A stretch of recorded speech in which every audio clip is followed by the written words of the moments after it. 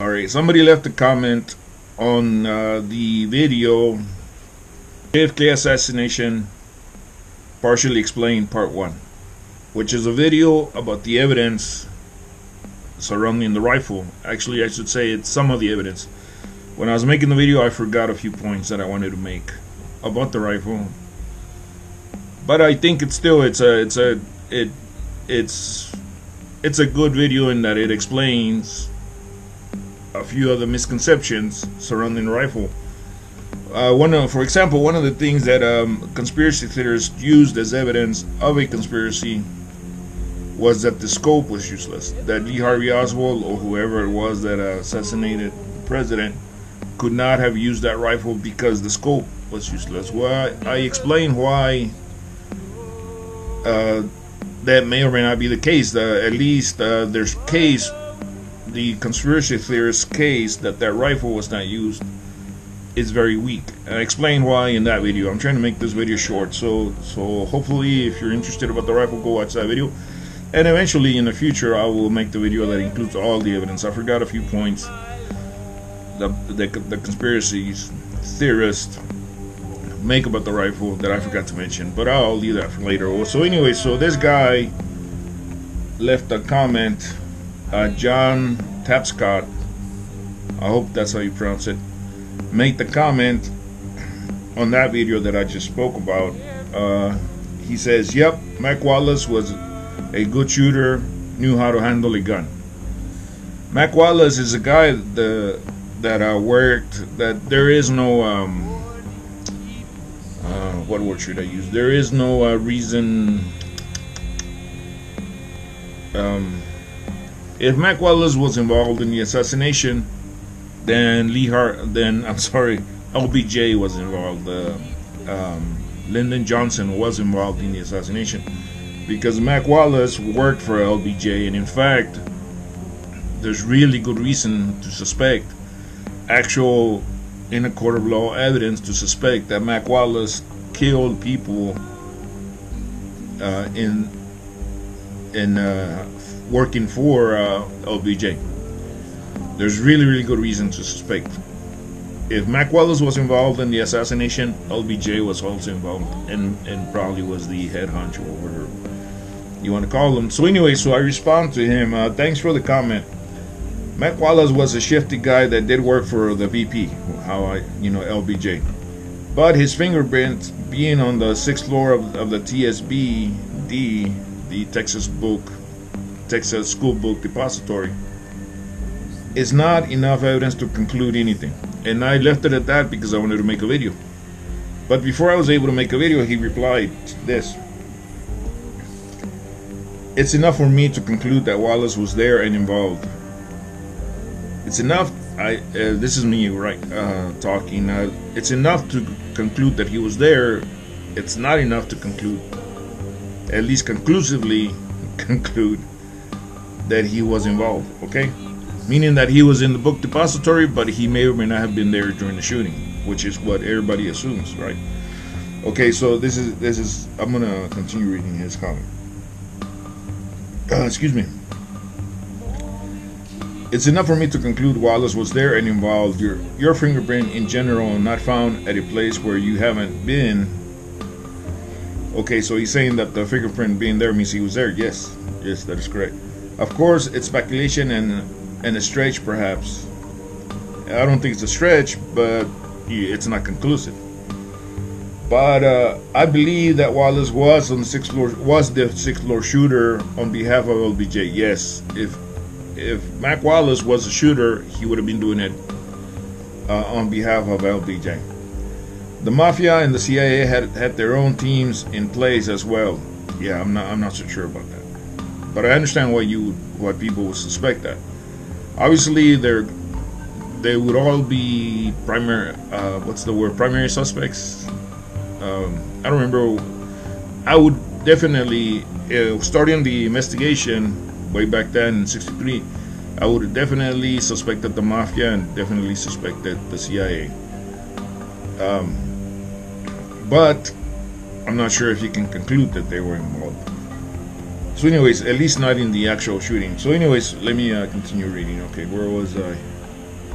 The mafia and the CIA had their own hit team in place as well. A witness named James Worrell, I'm not sure if I'm pronouncing that right, I believe told of seeing someone hurrying out of the back of the Texas Book Depository building very soon after the shooting. Yes, that is correct. The guy, and you can look him up on YouTube and you can see him describe what he saw.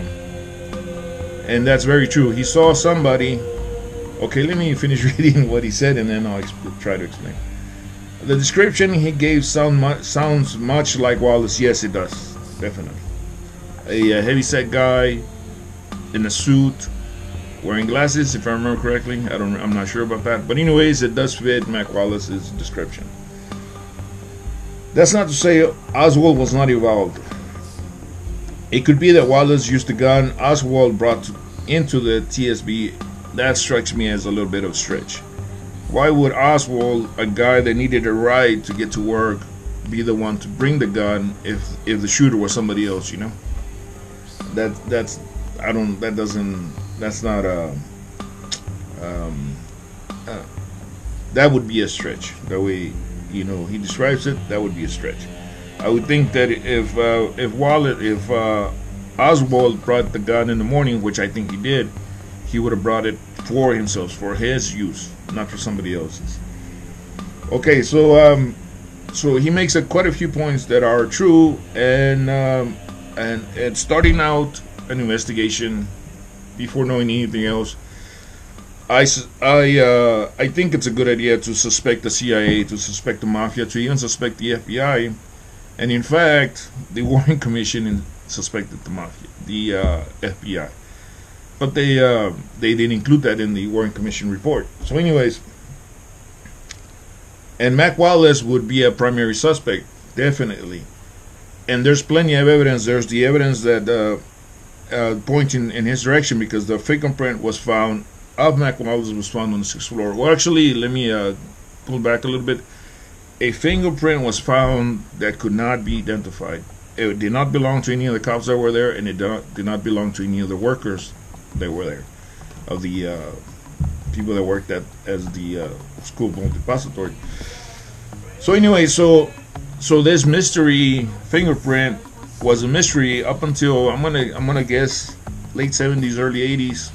A retired fingerprint expert was able to get a hold of Mac Wallace's fingerprint, because he was a guy that you should suspect, and because he had been arrested actually here in Texas, on the east side of Texas, for murder. Actually, he was arrested for murder, and there's good reason to suspect that he got out of serving time because LBJ helped him, because of LBJ's connections.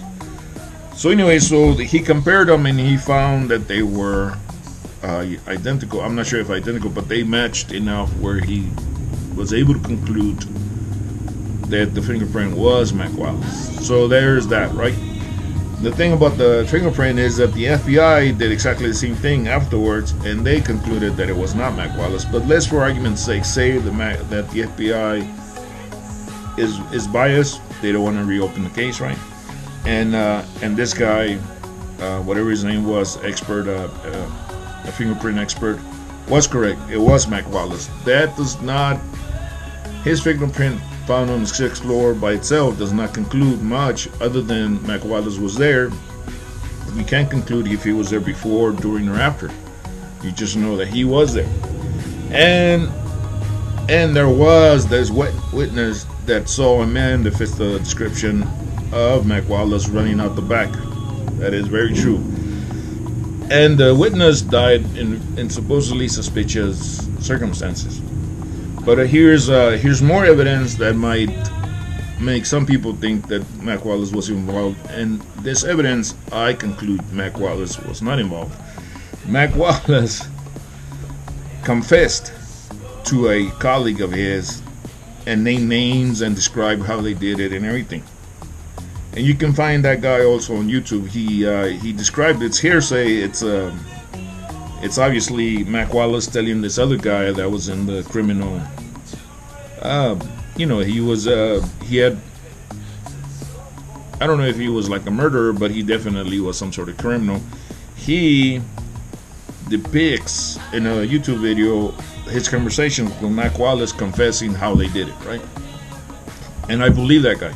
I think he's trustworthy.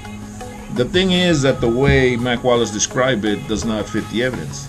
So my thinking is that Mac Wallace, trying to make himself look bigger, made up a story of how him and he actually names quite a few names and quite a few cops actually, that they all were involved in the assassination. But the way Mac Wallace describes it does not fit the evidence. And I think I can easily explain the fingerprint being there. We know that Mac Wallace worked for the vice president. My thinking is that the vice president told them, go see what's going on. Because not even the vice president knew what was going on, because the vice president was not involved.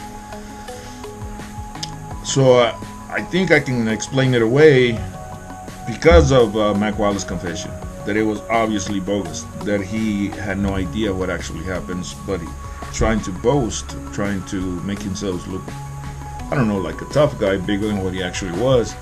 He would tell his friends that he was involved and how they did it and everything. Unfortunately for him, the way he described it does not fit the evidence.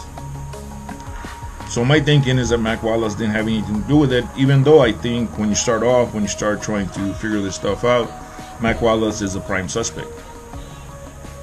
And I don't think the FBI or the Mafia, is that who you named? The Mafia and the CIA had their own teams in place as well. I don't think that's, I have reasons